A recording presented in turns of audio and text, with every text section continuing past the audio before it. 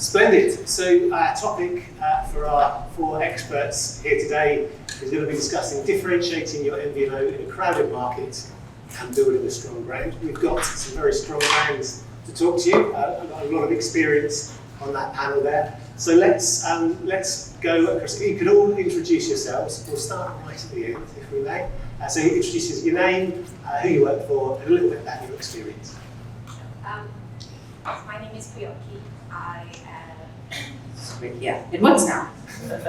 My name is Priyanki. I lead brand marketing for Libara Mobile. I worked in telecoms for about 15, maybe 20 years now. Been with Libara itself for about 10 years, so we've gone through a massive journey in Libara itself, and that's me.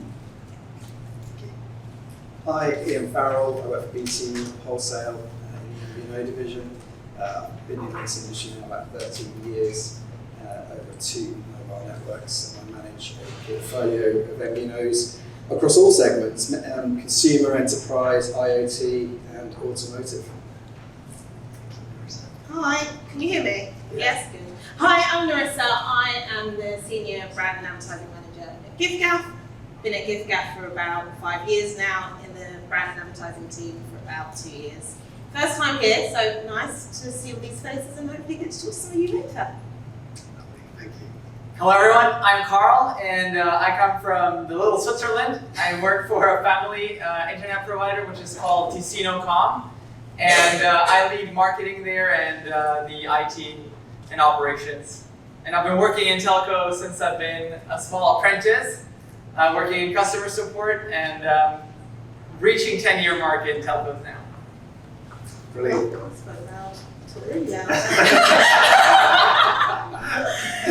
Brilliant. Well, welcome all. I've got a few questions for you, and I think we kind of want to understand about, as I say, differentiation. So I think I'm going to go to you, Marissa, first. giffgaff's quite an established brand.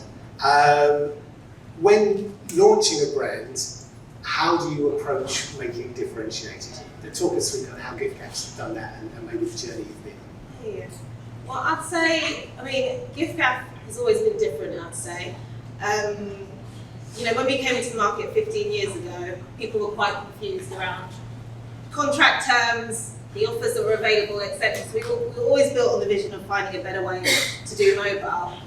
And when we launched with 3 core principles, which were mutuality, fairness and simplicity, which still run very true to our business today. So when I talk about mutuality, I mean the fact that we are a people's champion.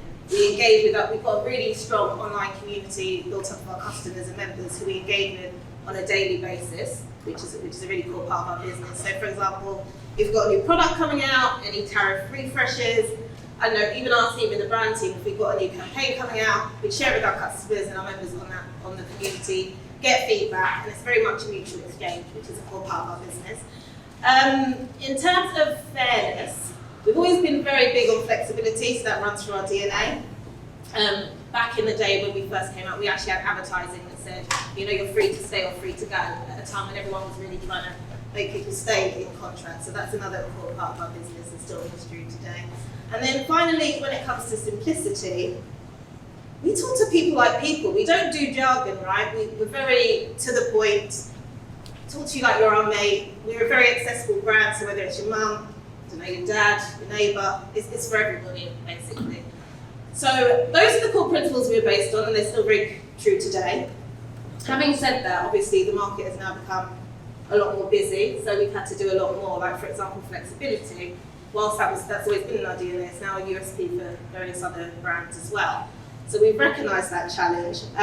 We've also recognised the challenge that at giffgaff, we don't, although people might think, we don't actually have that big a budget, like there are people with way bigger budgets, which means when it comes to our advertising, we can't afford to do the same thing as everyone else, and we'll just get lost, to be honest. So we also recognise that challenge, and we've taken a lot of time over the last year in terms of what we can do to really make ourselves distinctive and differentiate ourselves even more. And so at the end of last year, we decided to actually do a creative pitch process because we realised we needed to come up with a repeatable, memorable brand platform so people would recognise us. We needed to increase our brand saliency. And as we're all friends in this room, I'll be honest, at GiftGap in the past, we've been a bit guilty of chopping and changing our creative a bit too much, basically, which has meant that we don't really have that many distinctive brand assets. However, as I said, we recognise that, and we decided to do this pitch process to find a new creative agency to help us with that journey. We did that. We've appointed a new agency called Pablo, and we have since launched a new brand platform called Are You on GiftGap or Something, which I'm looking around, has anyone seen it? I'm hoping.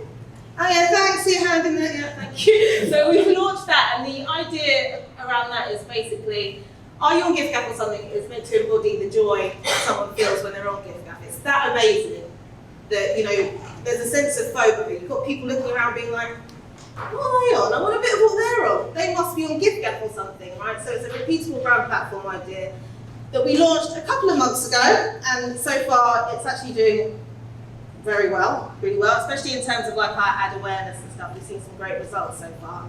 It's still very early days, but yeah, long may it continue. But for us, I think just going back to the question, is making sure that you've got that repeatable brand platform that you can keep using over and over again, so you're actually standing out in quite a busy market.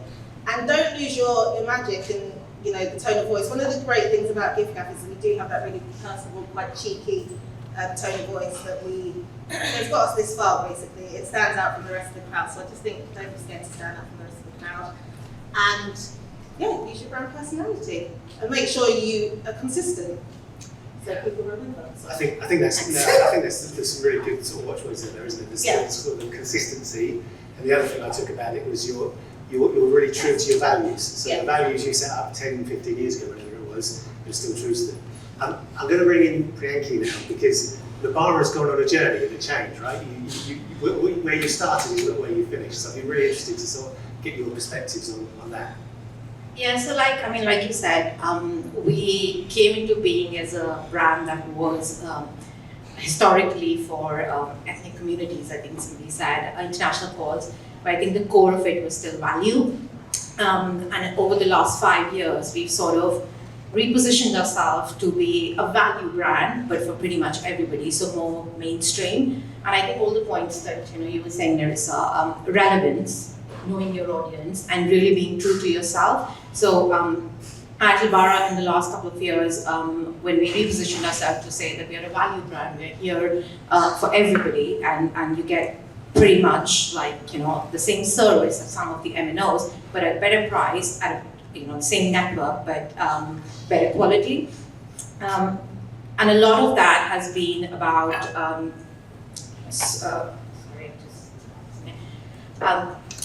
a lot of that has been about being true to yourself and creating relevance for yourself by knowing what your audience wants. So we call ourselves like the Smarter Mobile Network, and the idea is tapping into the emotion that people want to feel clever about themselves, and that's the differentiation we've created. We've said, everybody wants to be able to make a smart choice, especially today and the time where the cost of living crisis is making everybody think about what they're doing. So you be relevant in that audience, and you talk about yourself with an emotion that is sort of resonating with them. And for us, that's be clever with your money, be smarter with your money, and come to us for better value. Brilliant, thank you very much. I'm going to go to Carl next, I think. So Ticino has been on a journey. I think you were talking to me earlier when we met earlier about where you started and where you ended up. So really interested in the challenges you've had with brand and how you've managed to differentiate in their space, if that's possible. Yeah, so funny for us, we actually didn't start in the mobile world. We actually started selling dial-up internet in 1996. When my dad was selling printers, he was using that to download the drivers, and people wanted to have the internet and not the printers anymore. So he started doing that, and we had a lot of people that have been customers for over 20 years and know us since we had IRC chats and stuff like that. And a few years ago, we actually started looking into partnerships with MNOs because we thought it would be a very nice addition to our product catalog to have an additional product so that we could be stickier to our customer base. So our job was actually to sort of expand the brand so that people would know us also for mobile plans, which wasn't usual. So our branding and our proposition is actually come to us in our region, and we give you all of the products that the big guys can offer you, but with local service. And that's a big differentiator. Since Switzerland is pretty divided by the language barriers, since we speak 4 languages in Switzerland, that has kind of been the holy grail for us as a family business, because in Ticino, the region, there isn't really an option other than the main 3 big players. There isn't really an option other than to come to us or a few very small utility networks. So it was not an easy feat, and we're still working on it to perfect it. And I'm drawing a lot of inspiration from brands across Europe to see what we can do better. But yeah, that has been our journey. That's what I've been focusing on. Fantastic, thank you. Ian, I'm going to bring you in now. So I'm guessing you work with a range of brands, or brands come to you looking to launch MVNOs. I'm quite keen to understand kind of how do you assess brands when they come to you that are going to be successful? And also, whenever we do training courses, people always want the half full version of what some spectacular failures. So without naming and shaming, could you maybe bring some colour to that as well? Yeah, sure. So I spent about 8 years doing business development when I entered the industry, and yeah, you see a lot of people coming across with various different ideas. But I think the key thing is that you're selling something that everybody has and everybody needs. So what are you going to give them that they want on top of that? That's, as James mentioned earlier, it can't just be price. But what I have seen that works really well is where you've got other things, multi-product. We've mentioned utility warehouse a couple of times already, and yes, they're on my network. But it's a really, really good example, particularly when you need longevity. They've been with us for over 20 years, and they provide an amazing service and cost savings across multiple products that everybody has, and it works really well. And their distribution model is typically below the line, so that's really important about how you're going to get your product to your market segment. The failures, and I've seen some really disappointing ones because I've tried to sign them and they haven't worked, is where you have a great product that isn't mobile, and you're using mobile as a delivery mechanism, and something that works really well on mobile, but failed because it wasn't executed very well. It wasn't marketed properly, it wasn't funded properly, and it never really got off on a good footing. But it was in my view, it was a perfect product to accompany mobile. If you think about the digital services that you use every single day, particularly when you're traveling and you're listening to music and things, mobile is the ideal vehicle. And because of poor execution, it didn't work, and it was personally very disappointing for me. Another example is where actually mobile potentially was completely the wrong vehicle, where you have some great technology that provides a solution to a need in the market, but unfortunately ripping people away from their existing mobile proposition wasn't the right tactic, and again, it failed before it ever really got started. But really clever technology. So you've really got to be clear about, is mobile the right vehicle? Is it going to work? Have you got the right channel to deliver it? Do you understand the people that you're targeting so that you can maximise your success of actually getting them to buy into it? So it is really key to get your insight, because it's not easy getting a wholesale deal with an MVNO, I think that's clear. We have to carefully assess its ability to succeed. There's a clear criteria that we have, because once we buy into it and we're integrated to our network, we're sold. We think it's going to be a successful opportunity, and we don't grow unless you do. So it really, really does get scrutinized quite heavily for the right reasons. Absolutely, brilliant, thank you. So one theme that's come out a lot in this discussion has actually been about customers and looking after customers. So people often think when we're talking about brands, they think it's about marketing. But for my view, it's much more about, it's as much about customer experience and making certain you're delivering on your brand promise. So Carl, I'm going to come to you first, because you sort of mentioned about the fact that you're very localised your family. Talk us a little bit through how you differentiate on experience, and then just fair warning, I'm then probably going to go to Marissa to talk about the community a bit more, and then Priyanka, if that's okay. So you can be thinking about that question a little bit while Carl's giving us his insight. Yeah, thank you for that question. That hits home actually quite a lot, because I think a very big differentiator for us is that since we're a family-owned business, and my parents have always been very hands-on in matter of training the employees and what is said to the customers, we always really pushed so that to arrive to a point where each employee is very much empowered to do whatever it takes to solve a customer's issue or to deliver great service. And what I mean by that is our teams are empowered to access all of the systems, be it the billing system, the network, raising a ticket to the MNOs, to our network partners, and doing whatever. And we really focus on training them so that they know what they can do. One key metric for us is something that obviously MNOs talk a lot about, which is first call resolution.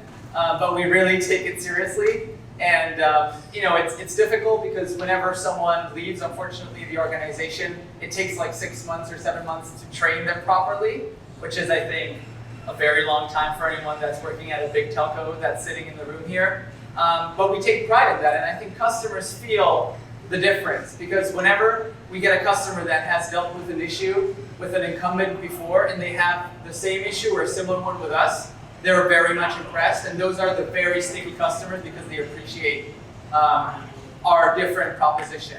We have a bit of a hard time with people that have never had issues with their previous providers to actually cherish our very experienced team. So we're also working on that. And I think the last and second pillar to this is we've always been very much hands-on in terms of what software we use and how we deliver those experiences, instead of just buying random stuff from vendors and depending on them to develop and do the things. We always had our own software. So my dad actually developed the first billing software that we were using in the year 2000 just to make dial-up work efficiently.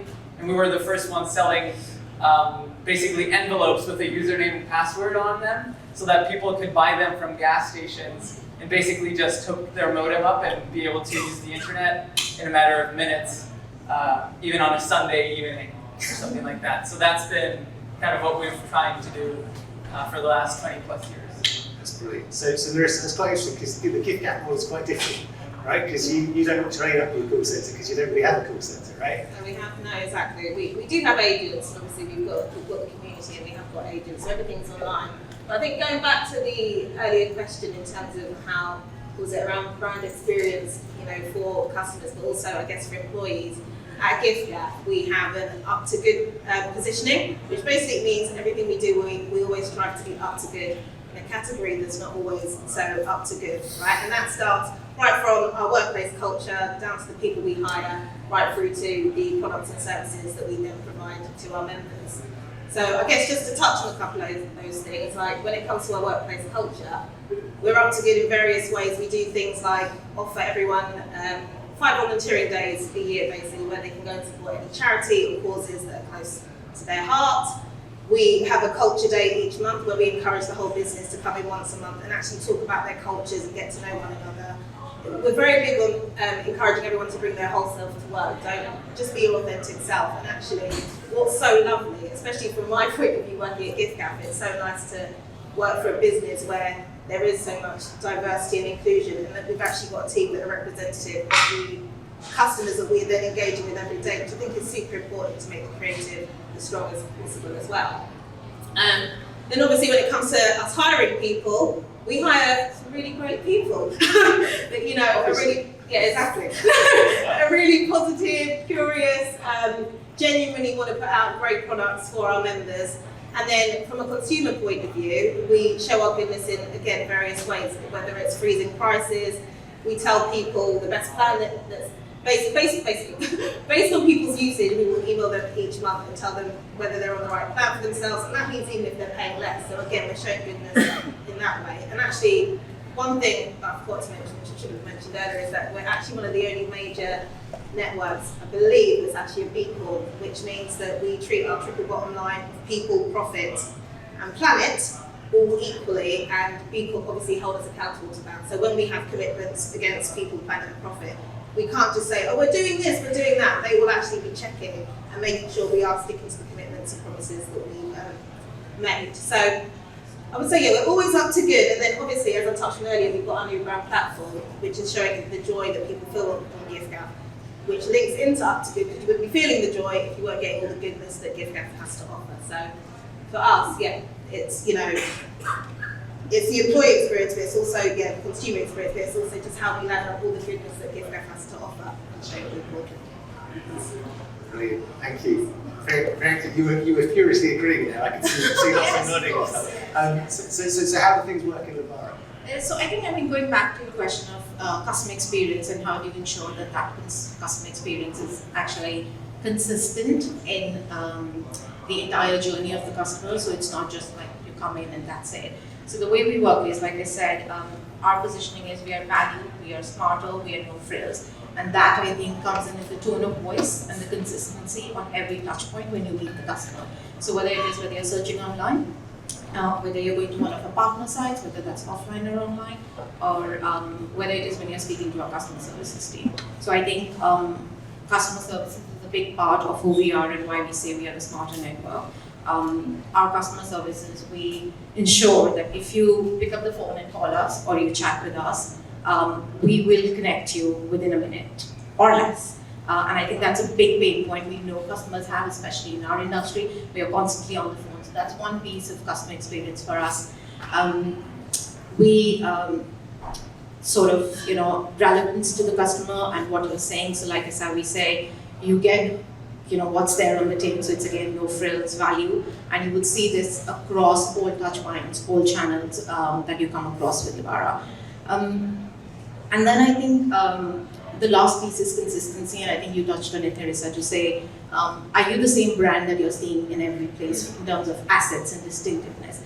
And that's a journey we've been on for the last couple of years, where in the past you would see Libara looking like something else in one place and looking like something else in another place. And now I think for the last 2 years or so, it's very much, you'll see the blue, you'll see the distinctive assets. Hopefully some of you have seen like that shuttle coming off on the buses. And it's one message. And it's in the tone of voice, which is very cheeky and humorous, but also quite blunt in some ways. So I mean, last spring we ran no price rises, no bloody blah excuses. So it's very much like forthright. And I think that is what we try and do with our customer experience, to make sure that we have the same tone of voice everywhere. We are seen as the same brand everywhere. And when you come to us after you've purchased, you get an experience which is no frills, completely spot on. Thank you. Ian, obviously you manage a portfolio of brands at BT, and you've worked with a lot of brands over time. I'm just interested on your perspective, because you're probably one of the few people on this panel that isn't a marketer, which is a big thing. It's quite nice that we're all banded together now as well as the next CMO. There's not enough marketing folks on stage and all these, so we're pleased with that.